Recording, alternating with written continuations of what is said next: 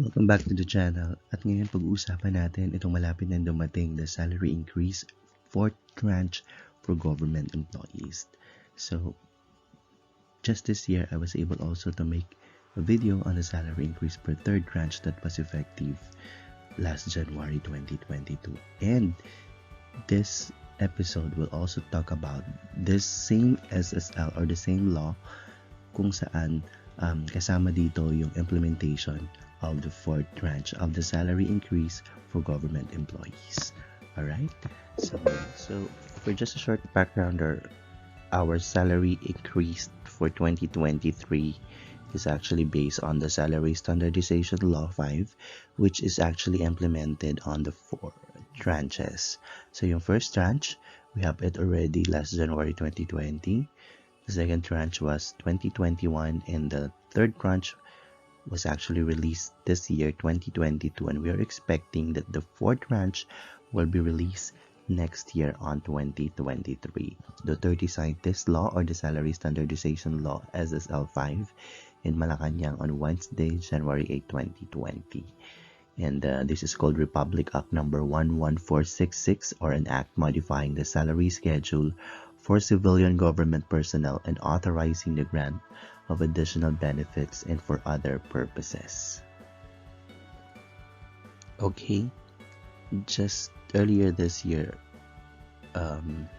I was also able to release a video on the salary increase third tranche for government employees. And thank you so much for those who actually watched the video explainer. And dun sa video, maraming nag-comments. They're asking if implemented rin ba or mai-implement ba yung ating fourth tranche this coming 2023, and if uniform personnel or LGUs are part of the salary increase. So we'll try to take a deeper look on the law. Tingnan natin if masasagot natin yung mga katanungan ng ating mga fellow government employees.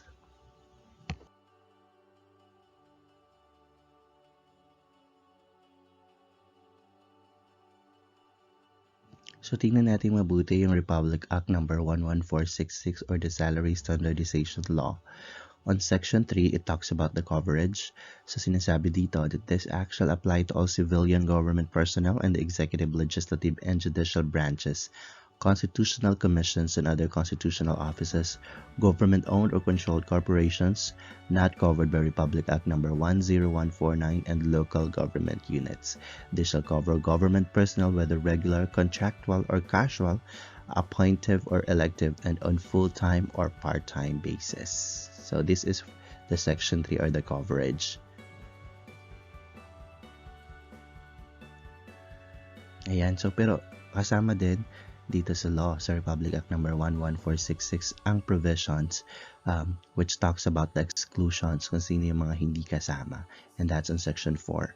The following shall be excluded from the coverage of this act: military and uniformed personnel. So para sa mga nagtatanong sa comment section ng previous video natin if they are part of the SSL5 or the salary increase, hindi po kasama ang military and uniformed personnel based po dito sa Republic Act number 11466. Siguro dahil there is another or there is a separate salary increase law for military and uniformed personnel, which is not part of this SSL5 or which is not part of this Republic Act number 11466. Letter B, GOCCs under Republic Act number 10149, which shall be covered by a compensation and position classification system established by the Governance Commission for GOCCs and approved by the President of the Philippines. So ang GOCCs din nakasama sa Republic Act number 10149 ay hindi din kasama dito sa ating SSL5. And of course, letter C, this is very important. Individuals or services are engaged through job orders, contracts of service, consultancy, or service contracts with no employer-employee relationship. So para doon sa ating mga contract of service personnel at sa mga personnel natin on job orders, in our different offices in the government, hindi po kasama sa SSL 5, and this is based on the Republic Act number 11466. So malinaw po ang ating coverage and exclusions dito sa ating salary increase. Okay, now let's talk about the implementation schedule. Kung ano ba ang basis kung bakit nasabi natin that on 2023, i-implement na ang ating fourth tranche. So according to the law, on Section 11, there is what we call implementation schedule. For personnel of national government agencies, the salary schedule in Section 7 hereof shall be implemented in 4 tranches, with the first tranche beginning on January 1, 2020, the second tranche beginning on January 1, 2021, the third tranche beginning on January 1, 2022, and the fourth tranche beginning on January 1, 2023. So, alam naman natin na na-implement na yung 3 tranches, then that was on 2020, 2021 to 2022. So, most probably, we can really expect that the salary increase will happen on January 2023, and that's a really good news.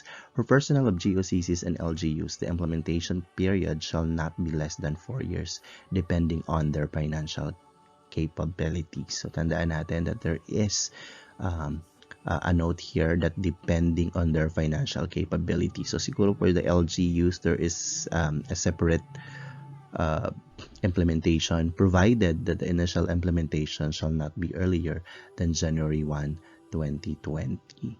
So, hindi masyadong nakadetalye dito kung paano ang implementation sa LGU. So, I would suggest that for personnel under LGUs, we talk about it in our respective units, and we could also ask assistance or enlightenment from our implementing units like the DILG. All right.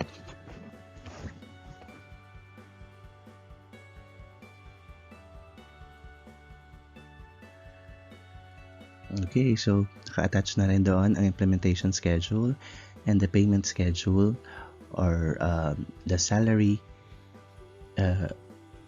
payments on the 4th tranche 2023. Kapag na-implement na po ito na po yung magiging salary ng ating mga government employees. So let's start with salary grade 11, which is the teacher 1 in the Department of Education. So by next year, salary grade 11 is already 27,000. So 27,000 na po ang salary ng ating teacher 1, and that's really a good news. And for our teacher 3, which is salary grade 13, magkakaroon na kayo ng 31,320, and that's for step 1 po na SG schedule natin. So kung mas mahaba yung service mo, siguro mas mataas din yung step mo. So, mas mataas din yung iyong payment of salary next year. So, ang ganda, ang nakaka-motivate yung ganitong mga numbers. So, again, the salary grade 11, teacher 1 is 27,000, and salary grade 13, teacher 3 is 31,000. Alright, so tingnan naman natin ang next table, which is actually on the salary grade 17 to salary grade 33. So for our master teachers, master teacher 1 is salary grade 18, that's 46,000. And for salary grade 19, master teacher 2 is 51,357. So nakaka-motivate itong mga numbers natin. So, and we really hope that our teachers and our government employees will be happy once na na-implement na po yung ating fourth tranche of the 2023. And this is based on the law. So, I will also post a link or enter the description. In the description, yung link ng ating law, so you will get the full description of this implementation. And also, just a disclaimer, this is just on my own personal interpretation as a government employee. So if you need further explanation on this, you can get in touch with your HR and other financial officer. All right, thank you so much.